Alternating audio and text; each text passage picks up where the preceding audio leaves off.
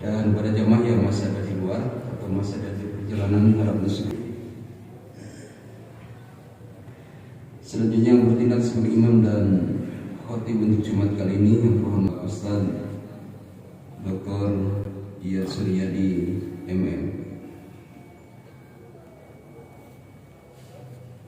Selanjutnya perlu kami sampaikan laporan kondisi keuangan Masjid Baitur Rahmah pada tanggal 27 Mei 2022. Yang pertama Pak Jumat pada tanggal 20 Mei 2022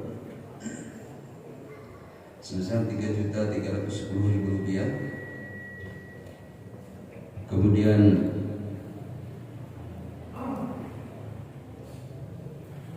pengeluaran sebesar Rp2.212.000.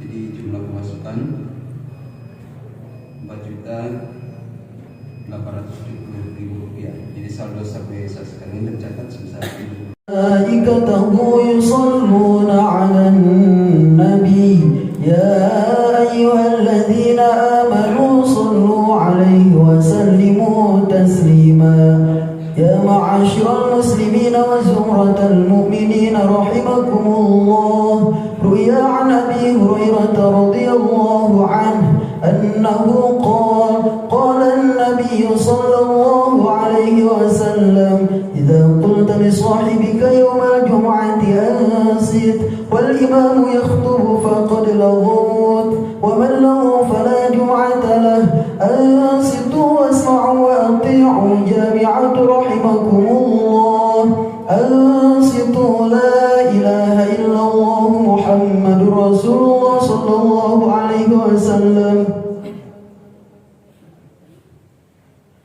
اللهم صل على محمد اللهم صل على محمد اللهم صل وسلم وبارك أجمعين آمين يا رب العالمين آمين يا الله يا رب العالمين اللهم اغفر للمسلمين والمسلمات والمؤمنين والمؤمنات الأحياء منهم والأموات إنك سميع قريب مجيب دعوات ويا قاضي الحاجات برحمتك يا أرحم الراحمين.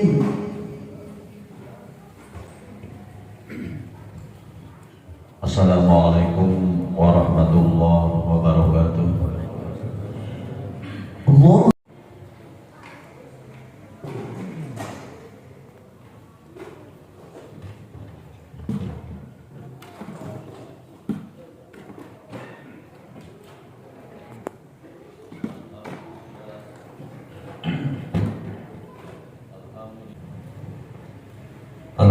Allah.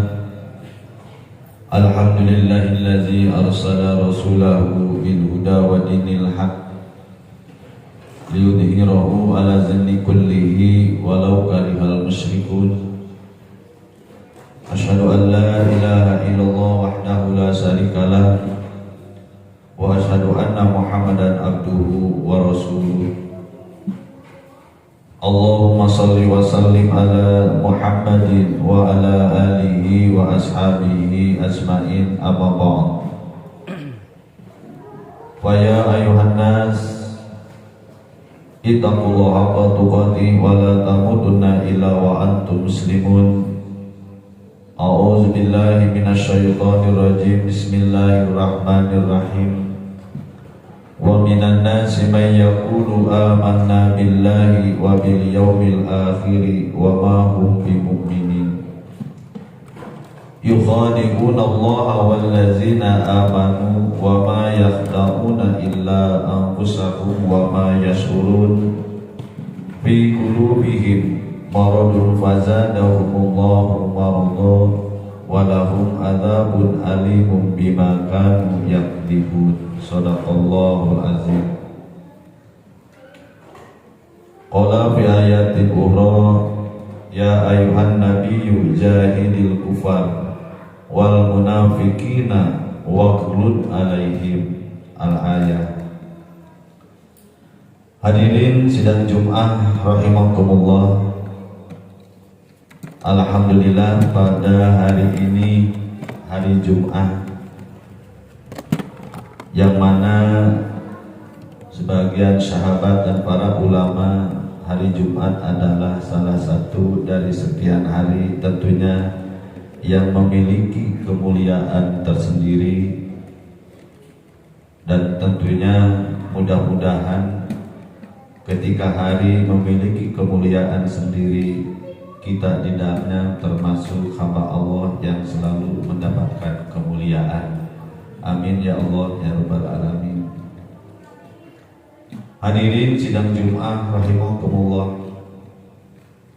Pada dasarnya kita ingin meraih kemuliaan di hadapan Allah, itu tidak lepas daripada ujian dan cobaan, sebagaimana Rasulullah SAW ataupun para sahabat, para ulama, termasuk tidak menutup kemungkinan guru-guru kita yang telah memiliki komitmen terhadap nilai-nilai kebenaran yang dasarnya dari Al-Quran dan As-Sunnah itu sendiri.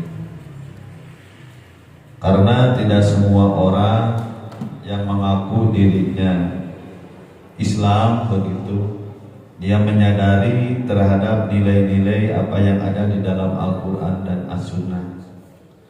Karena orang memahami Islam itu tentunya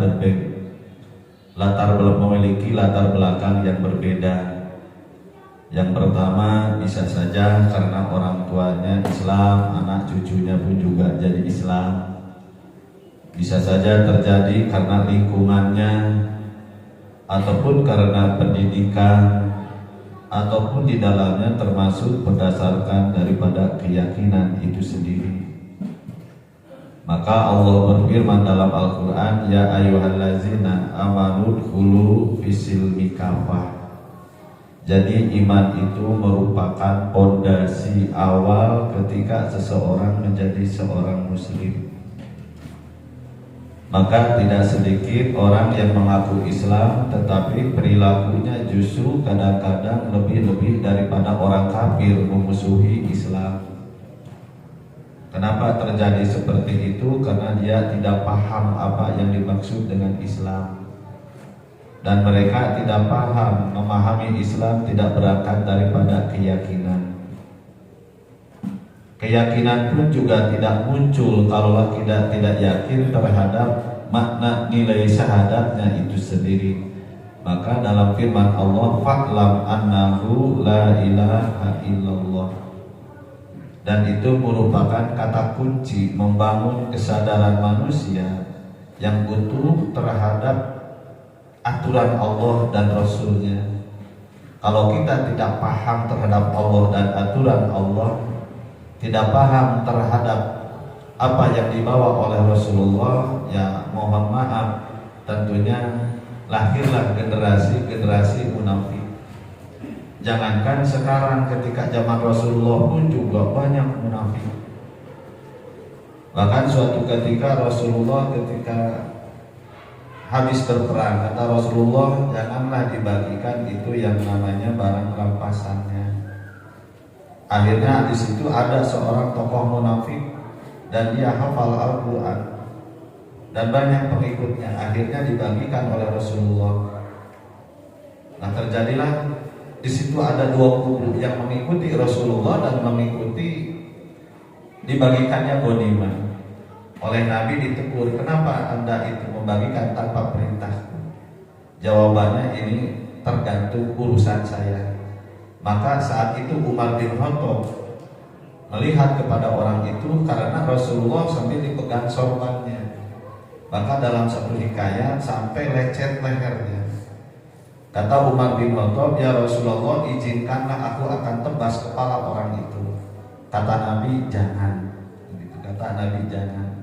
Nah, Rasulullah SAW pada saat itu, ketika aku hari ini banyak tipikal orang-orang yang seperti itu, maka di akhir zaman itu akan lebih banyak karena generasi itu akan turun-temurun.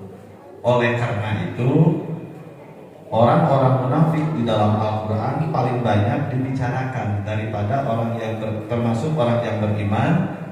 Yang lebih banyak itu adalah dominan dalam Al-Quran itu adalah munafik. Kalau orang-orang kafir hanya beberapa ayat kalau kita melihat di dalam surat Al-Baqarah. Hadirin sidang Jumat rahimakumullah. Makanya di dalam surat Al-Baqarah diawali dengan 3 karakter atau kelompok besar yang hadir di muka bumi ini.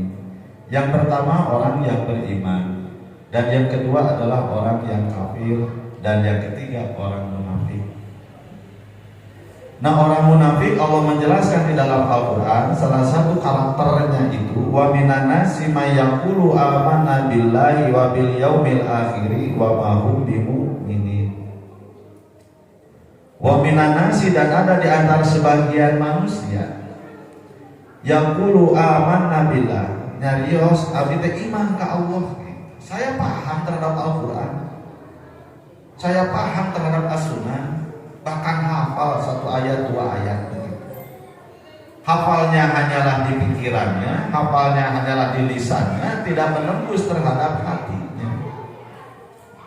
Karena objek untuk menilai kebenaran yang ada di dalam potensi manusia setidak-tidaknya ada 3. Dan itu kadang-kadang kalau kita tidak pandai-pandai mengaturnya bisa saja kojaiyah. Kadang-kadang bisa saja kebenaran itu diraih oleh panca indera, ada kebenaran itu diraih oleh logika, ada juga kebenaran itu diraih oleh hati.